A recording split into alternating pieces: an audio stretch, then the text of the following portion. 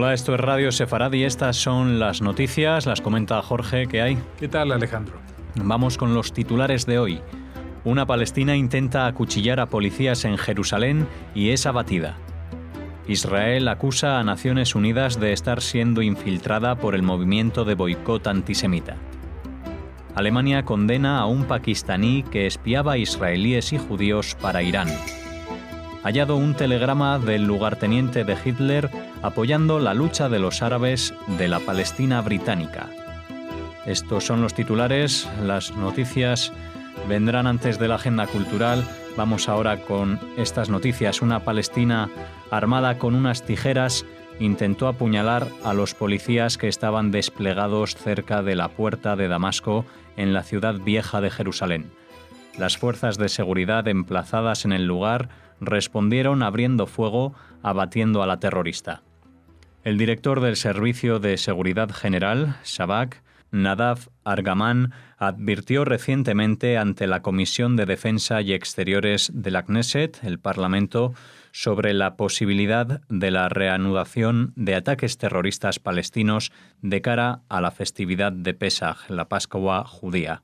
La atacante, de 49 años, es la madre de un joven que murió el año pasado en un incidente que la investigación policial concluyó que se trataba de conducción temeraria intencionada.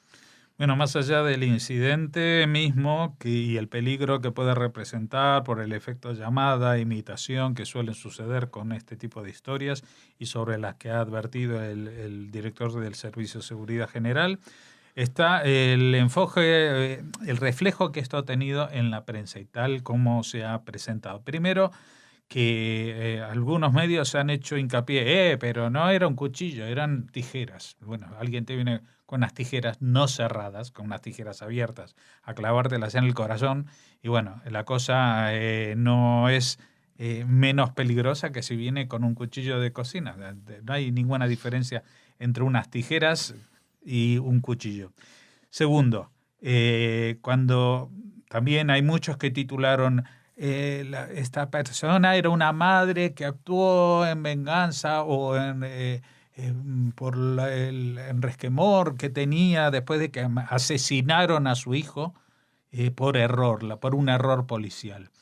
En septiembre del año pasado. A mí me llamó la atención y digo, ¿qué error policial fue de septiembre del año pasado que a mí no me sonaba el nombre de este chico que hubieran matado? Bueno, resulta que no era tan así la historia, sino que venía con un amigo, venía de copiloto con un amigo que aceleró frente a un puesto de policía y que los policías dispararon. Así que, a ver, lo del error policial, ya me gustaría saber cuál fue, porque si se estaban defendiendo de que les iban a pisar y a matar, pues quizás no lo es tanto. Así por lo menos concluyó una investigación sobre este incidente del año pasado, que se trataba de conducción temeraria intencionada. Esto en palabras dicho de una manera no legal o no según la jerga legal, quiere decir que con toda la intención de atropellarlos. Y entonces es como que primero, que titulan que esto fue un error policial y no fue un error policial. Y segundo, que ¿dónde estamos que se justifica que alguien te vaya a matar? Porque incluso, supongamos que fue un error policial. Supongamos que, por ejemplo, aquí en España hace poco se juzgó a una mujer, creo recordar, que en una manifestación se le disparó una de estas bolas de goma, balas de goma, en una manifestación y la dejaron ciega o lo que sea, ¿no?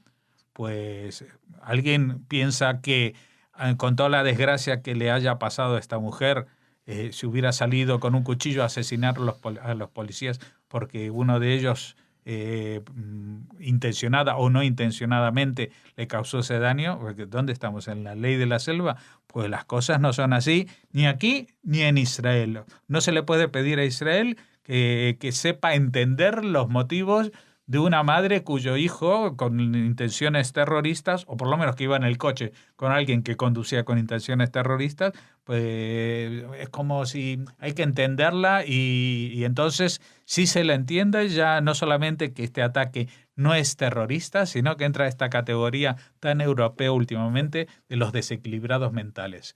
Ya no es un ataque terrorista, es una madre despechada que sale con unas tijeras a la calle y que de pronto tiene un flash y recuerda lo que pasó con su hijo. No, las cosas no son así. Esto es terrorismo. Israel denunció en Naciones Unidas el movimiento de boicot contra el país, al que calificó de puro antisemitismo. El embajador israelí en el organismo, Dani Danon, se dirigió a la Asamblea General asegurando que los pasillos de la ONU están siendo infiltrados por el movimiento de boicot. Estas fueron las palabras del embajador. El acto reunió, según Israel, a más de 2.000 representantes de organizaciones, activistas, diplomáticos y estudiantes para impulsar estrategias contra el movimiento Boicot, Desinversiones y Sanciones, el BDS.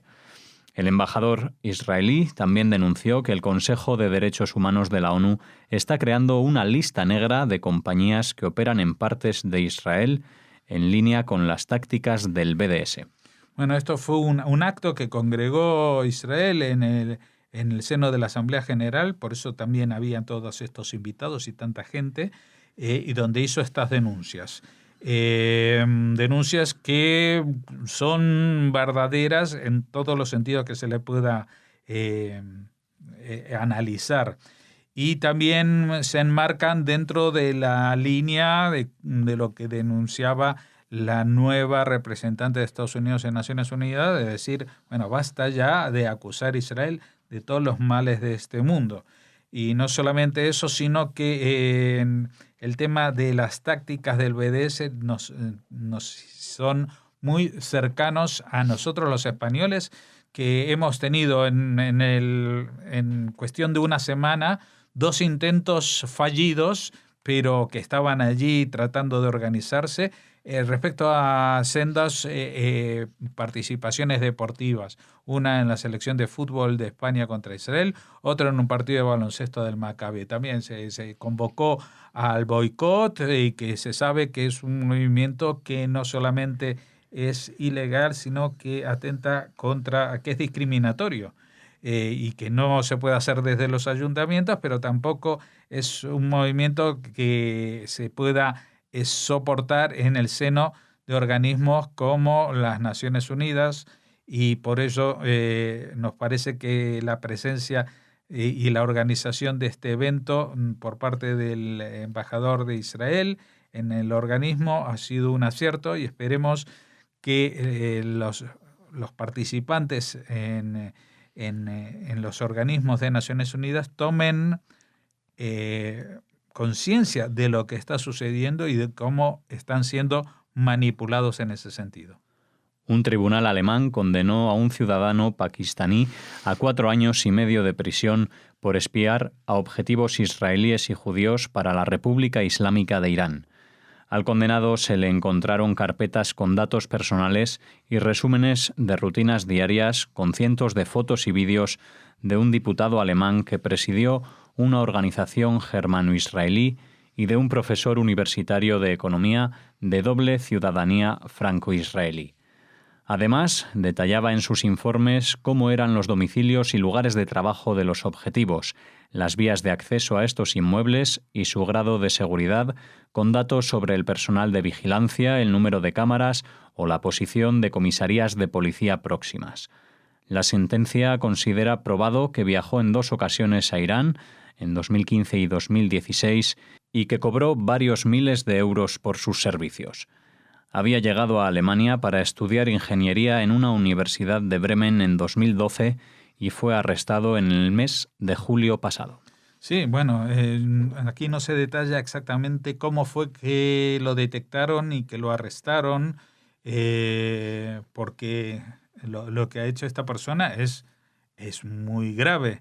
Es muy grave no solamente para ella, para esta persona, sino para la República Islámica de Irán, que activa espías que lo que hacen es recabar información para cometer atentados. Y a mí me viene a la memoria y no puedo dejar pasar el atar cabos, es cómo estos espías pudieron haber actuado en otros países, por ejemplo en Argentina, para eliminar, por ejemplo, al fiscal Nisman, que estaba a punto de presentar una causa contra la presidenta y el canciller por encubrimiento del papel de Irán en los atentados de la Embajada de Israel y de la Mutual AMIA en 92 y el 94 respectivamente. Así que, bueno, por una parte alivio que una persona así, que por otra parte ni siquiera quiso declarar, porque vamos, tenía absolutamente todas las pruebas en contra, entonces lo único que le quedaba era la dignidad, entre comillas, de decir yo no declaro. Pues este bicho va a ir a la cárcel, esperemos que durante mucho tiempo, y la pregunta es, ¿esto fue casualidad, ha tenido suerte o existe la posibilidad de que Alemania esté infectada de este tipo de espías y de gente que de pronto llegan para estudiar ingeniería en una universidad que puede ser más progresista y más contra el islamismo que esto, y por otra parte actúan como espías para favorecer este tipo de infiltraciones, en este caso del yihadismo de índole chiita como el del régimen de Irán. Terminamos las noticias hablando de un telegrama del jerarca nazi Heinrich Himmler a la máxima autoridad musulmana del mandato británico en Palestina, el Gran Mufti de Jerusalén. Se ha encontrado en los archivos de la Biblioteca Nacional de Israel. Se cree que se envió en 1943 y contiene una promesa del segundo en el cargo tras Hitler, al Mufti Jajamin al-Husseini, de que el Reich alemán apoya a los árabes de Palestina y su lucha contra los intrusos judíos. El telegrama, publicado en la web de la biblioteca, señala que la lucha contra el mundo judío ha sido un principio de los nacionalsocialistas alemanes desde el principio y que el régimen siempre ha seguido con particular simpatía la lucha de los amantes de la libertad árabes, especialmente aquellos en Palestina que luchan contra los judíos. El telegrama concluye con unos cálidos saludos en el desgraciado, dice, aniversario de la Declaración Balfour y los mejores deseos para la continuación de la lucha. Sí, bueno, este documento se ha encontrado, estaba en la Biblioteca Nacional de Jerusalén, porque allí han ido a parar muchos documentos, no solamente de la historia judía, también de la historia árabe en el territorio de lo que hoy en día es Israel, y seguramente habían quedado sin clasificar o sin estudiar algunos documentos, y de pronto llega este documento, que es un telegrama en alemán, que se puede ver hoy parte de él en la imagen de nuestro reportaje, pero si no pueden entrar en la web de la Biblioteca Nacional de Israel y verlo absolutamente todo, este mensaje de apoyo del régimen nazi a la lucha del Mufti Khomeini. ¿Quién ha sido el Mufti Khomeini? Bueno, pues él, entre otras cosas, en el año 36 provocó una revuelta árabe con matanzas de judíos en diversas ciudades, especialmente en Hebrón, por lo cual incluso los propios, las autoridades británicas tenían una orden de arresto contra él, por lo cual él se escapó. Él era el líder musulmán más importante de los árabes en el mandato británico. Él organizó esta revuelta y después de que mataron a mucha gente, pues se escapó a través del Líbano, llegó a Irak. Allí participó también en una revuelta, un alzamiento filonazi en Irak. Y una vez que se estableció este régimen, pues se desplazó a Alemania y allí llegó en el año creo que 37, pues, y fue recibido, cosa que no pasaba con ningún líder que no fuera representante de un país, que fue recibido en honor y habló y se hizo fotos con Adolf Hitler. Hay quien dice, y cuando digo hay quien dice, es que estoy citando al primer ministro de Israel, Netanyahu, dice que la idea de más allá de perseguir y expulsar a los judíos, de eliminarlos, fue este mufti de Jerusalén quien se la sugirió a Hitler. Eso no lo sabremos porque evidentemente no hay actas de esta conversación privada que tuvieron, pero luego el mufti, gran apoyo de los nazis, se trasladó a Serbia y allí, durante la época en que ya se había habían entrado los nazis en el Mediterráneo, pues formó un ejército de musulmanes pro-nazis en Serbia que se encargaban de detener y mandar a los campos de exterminio a los judíos de esta zona de los Balcanes. Ya después de acabada la guerra, regresó a Israel y siguió militando en contra de los judíos y organizando todo tipo de matanzas y revueltas en el territorio. Este es el bicho, que era Husseini, que se escribía y era amigo de otro bicho, que era el segundo de Hitler, y era lógico que entre ambos hubiera esta sintonía. Era lógico que los nazis apoyaran a este tipo de intenciones más allá de lo político o religioso, que tenían al enemigo común de los judíos y que coincidían también en la metodología para lograrlo. Bien, pues con esta terminamos las noticias. Muchas gracias, Jorge, por los comentarios. Volveremos el lunes con noticias diferentes. Contigo estaremos ya el martes. Yo mientras les voy a desear Shabbat Shalom. Shabbat Shalom para todos ustedes, pero no se vayan porque tras la pausa volveremos con la agenda cultural.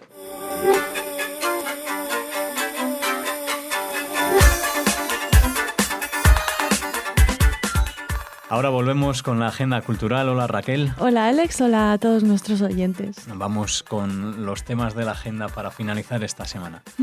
Pues mira, hablamos de unas declaraciones que ha hecho Juan Manuel Bonet, que es el nuevo director del Instituto Cervantes, en sustitución de Víctor de la Concha, y que nos unen de nuevo, nos conectan de nuevo con Massaub, que está día sí y día también en nuestra agenda cultural. Un placer, desde luego.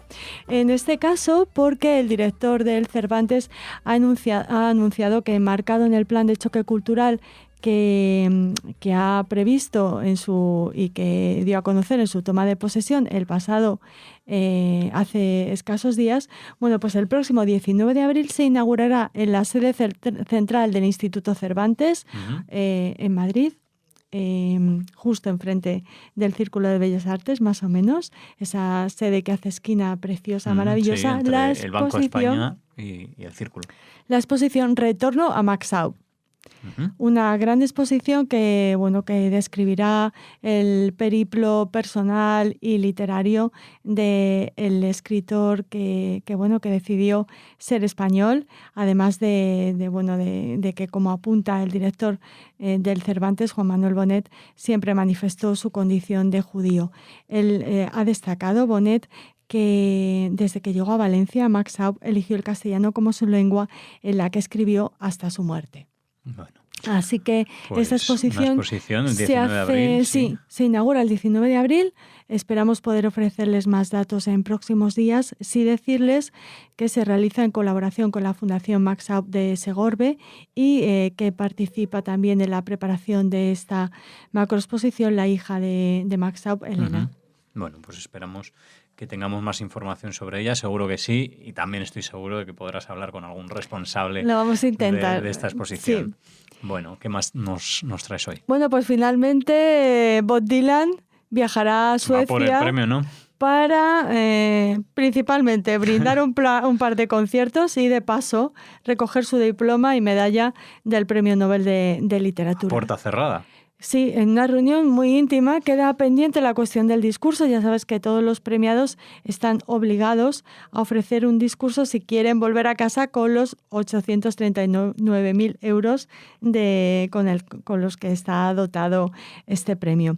Bueno, se ha hecho esperar. Dylan durante meses ha aceptado finalmente recoger este fin de semana en Estocolmo su diploma y su medalla de manos de la Academia Sueca, pero sin ofrecer por ahora el tradicional discurso de recepción. Queda pendiente pues esta cuestión. Tiene hasta el 10 de junio Dylan para ofrecer este discurso y es el único requisito para recibir estos 8 millones de coronas, los $870.000 o 839.000 euros que les contábamos al principio.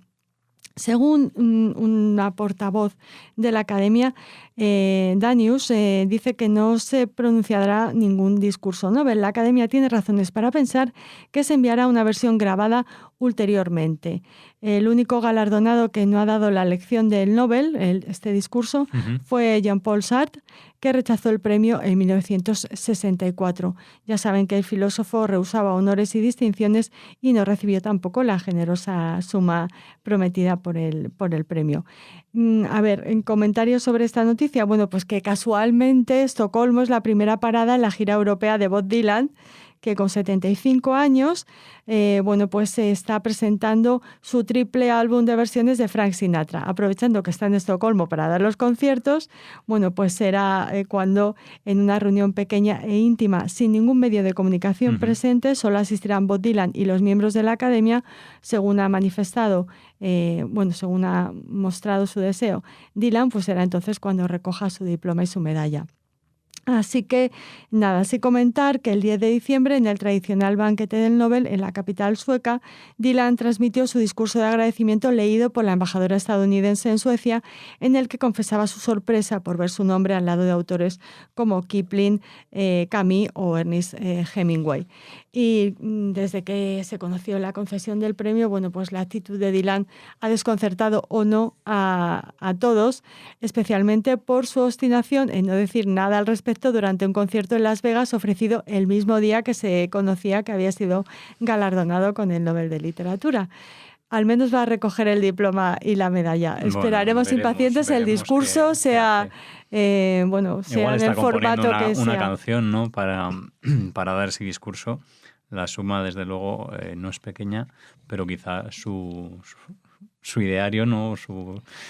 Haga como Sartre y no lo reciba. Bueno, sí lo ha aceptado, o sea que el premio Nobel lo tiene.